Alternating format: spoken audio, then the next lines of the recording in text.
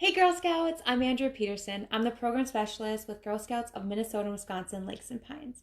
Today I'm going to teach you how to sew on a button.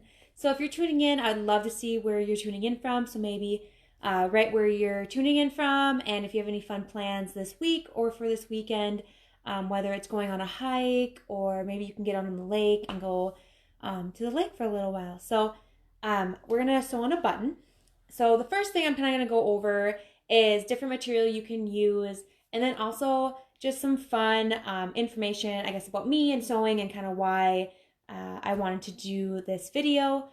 I really love sewing. I sew all the time. I make baby blankets. I do tag blankets for babies. I make a lot more baby stuff right now because a lot of my family are having them. So I just got a sewing machine last year, and so it's really fun just to make different things. I've made this awesome little dinosaur by hand sewing it all around the edge here and then kind of just stuffing it. I actually save all my dog toys, when my dog rips them up. I'll save them and the stuffing, and I'll stuff them into different toys and stuff that I make, just kind of to reuse different items that I have around the house. Or I've made little fishies too, to kind of, I made my little cousin a fishing game. So they put a magnet on the end of a fishing pole thing, and then these have magnets in them as well. So there's fun things you can do when sewing just by hand in general. So that's one thing that I like to do with sewing. The other thing I like to kind of do is help family and friends who maybe don't know how to sew, learn about it. So last weekend I was actually teaching my cousins over FaceTime how to sew. There was a 7-year-old and a 3-year-old. I was teaching how to sew. So it's really important to me making sure that everyone who wants to learn is able to learn, because sewing is definitely, the pastime that I think is definitely coming back to more the future. And it's really fun to be able to make something homemade and also be able to fix something if you need to. So let's get started. So what are you going to need to sew on a button? Of course, you're going to need some sort of a button. So it could be the button from the original shirt, if you have that. If you lose the button from the original shirt, you can do a few different things. Sometimes shirts have extra buttons, and if you maybe save that one, you could use that. I one time lost a button on a cool American flag shirt I had.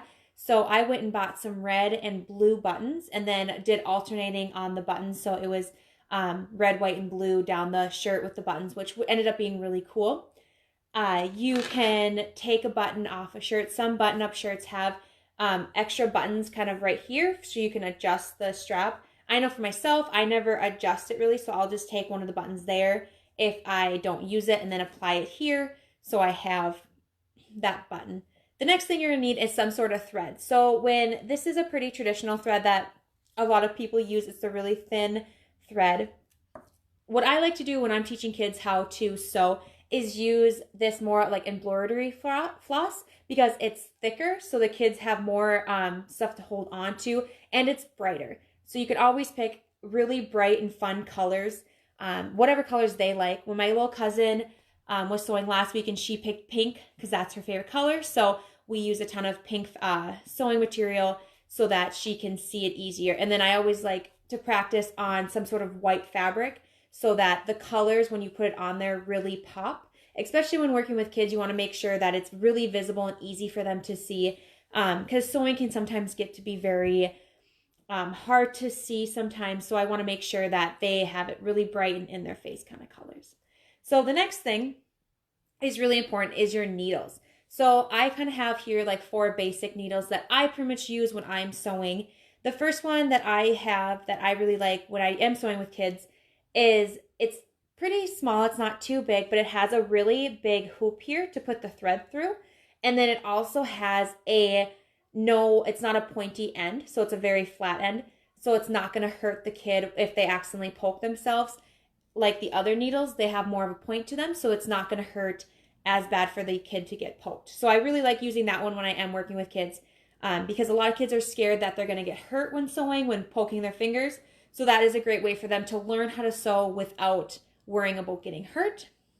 The next one I use a lot it's this little guy, And I use this a lot for when I embroider. You can also use it for sewing too. It's a great one if you are using this thread because it has a smaller hoop up here to put the thread through. So it's perfect for the smaller thread as well.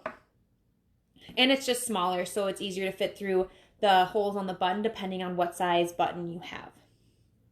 So the next one is depending on the size of the fabric or the thickness of something you're sewing through. So there are some people who make their own like headboards, so they sometimes have to sew through thicker material or like the foam, and then they get to their material. So this is just a longer needle that I like to use when I'm sewing through more thicker material, so it can just get in there. It can get all the way through and you still have something to kind of grab out. This one again has more of a kind of as a medium hoop here, so you can use either the embroidery floss or the regular sewing thread and you'll be fine. And the last needle that I use is a really thick, it's a really big needle, and it has a smaller hole up here. But the reason I like this one is if you are maybe, hemming, or if you're adding buttons to pants, this is a really great material. This is a really great needle to use because it's super thick. It's not going to bend. It's really durable. So I like making sure I always have that with me too, depending on what material I'm going to be using. So those are the needles that I primarily use. Again, making sure that when you are sewing with kids to maybe have the less punctured ones so the kids don't get punctured. So now we're going to kind of go and sew on, and you should have a pair of scissors as well. Now, if you don't want to go and buy all of this stuff because you think it's kind of expensive, that's completely fine. I've actually, when I have in my purse, I have a dollar store sewing kit, and it comes with 4 different color flosses. So it comes with red, white, black, and a blue sometimes. And then it has little scissors in there, and it comes with needles and safety pins. So that's a great way too. If you don't want to go out and buy a ton of sewing stuff, you can just go to the dollar store, and it's a really good quality, and it works just the same as well. So so that's a great thing to use if you don't want to go and buy a whole bunch of things. So for me, I always have a ton of buttons. So that's one reason why I wanted to do this video, is because I have a ton of buttons laying around. And so I'm going to show you kind of maybe ways you can utilize buttons that you just have laying around your house so that kids can get creative, and then also how to sew on the button. Like I said earlier, I would always start the kids off on just some sort of light fabric.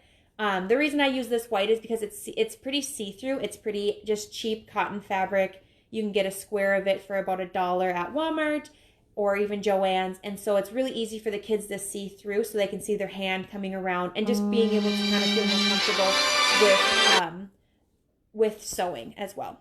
So I chose to use the pink today because I've been already using kind of a lot of pink, so I figured why not keep it going. Normally when you are sewing, you're not going to be using an embroidery hoop. That's what this metal thing is around this wood thing is around my fabric, but for today it's easier so you can see what I'm doing instead of having to move the fabric around. You'll be able to see it a lot easier. And then I'm doing a white button, so then you can see the beautiful pink string over it a lot easier. So for me, when I'm using my embroidery floss, I like to at least make 2 passes into the holes and making the loop. So I always do crisscross.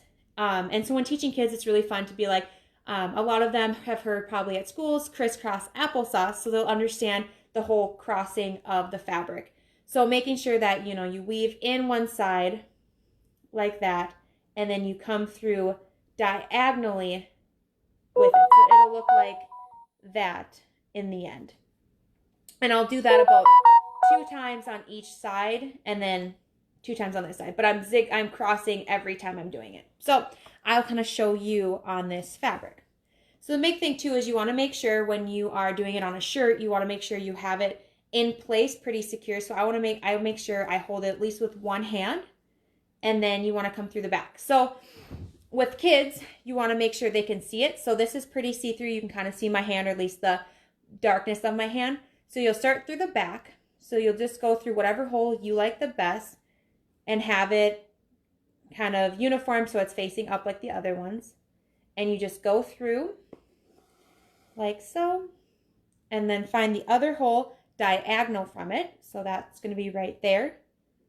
And that's one pass. So So then I always go to the bottom corner again, and then come out, and then you'll go diagonal with that one. So it makes an X. So that's going to be 2 passes, 1 for each side.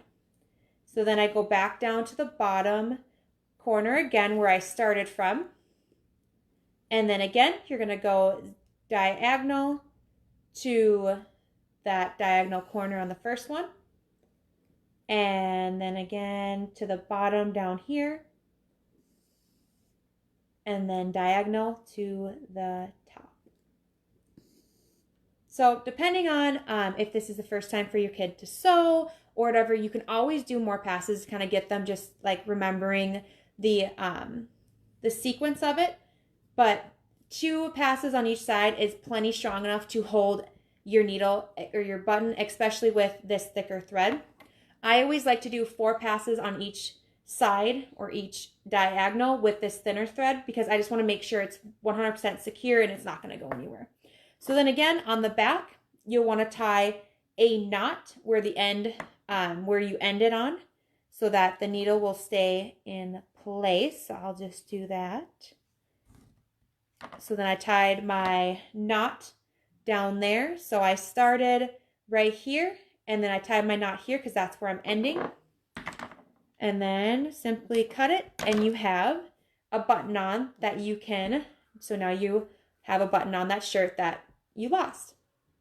So that's just how you sew a button. Some other fun things with buttons that I like to do is do some sort of button art. So there's different ways. So like I said, if you have all these extra leftover buttons that you don't know what to do with, these are some fun activities that you can do. So I started doing this when I was younger because my grandma wanted to get rid of some of her buttons. So we had canvas laying around that we would put with the embroidery hoops, and I would make little button flowers. So it's a fun way to kind of use up different buttons, but you can still be creative with it. So maybe you draw out first how you want the picture to look, and then you add little buttons. And so this line right here, I just added with, again, some embroidery floss or string, and you just drew a little stem on it, I guess, and then just sewed in just like you would these ones. I did 2 passes with the embroidery hoop. These are just a 2-hole button, and so I just did 2 passes.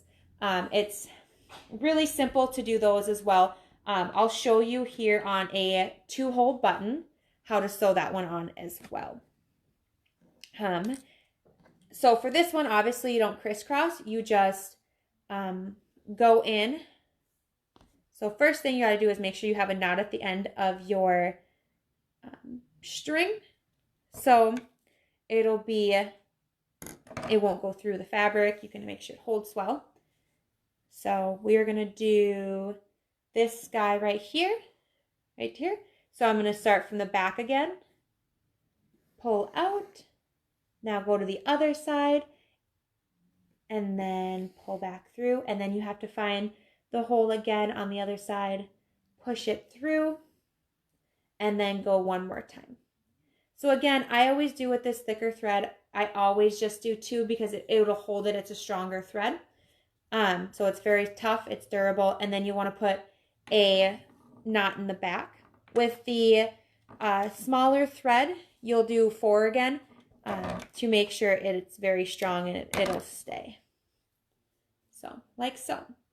Again, I always like to have some color when I'm doing this because it's really fun and it makes it really easy to see. So when kids are kind of doing it, it makes it really easy to see the button. So the last thing you can also do is when I was in high school, I really like to decorate shirts when we had like homecoming or different fun activities with buttons to kind of either spell names out or just kind of add fun decorations to it. So you can use a ton of different fun button colors, or you can do it something like this where you have just a normal button and then you add colors on the outside of the button. So there's a ton of different ways you can do this. You can do it kind of like maybe a butterfly style where I have them on this side. If you want to do it up and down, there's a ton of different fun ways. The best thing about it is just making sure you're being creative. Kids love color and they love adding colors or fun stuff to their shirts. So just having them add fun little butterfly button ideas to their shirt is a fun way for the kids to do it. So I definitely recommend, having fun and just going out, and if you have a ton of buttons, or buying a bin of buttons and just kind of having fun doing a little art and craft day at home. So if you have any questions, please write them in the comments. But thank you for tuning in today, and I hope you learned something about sewing.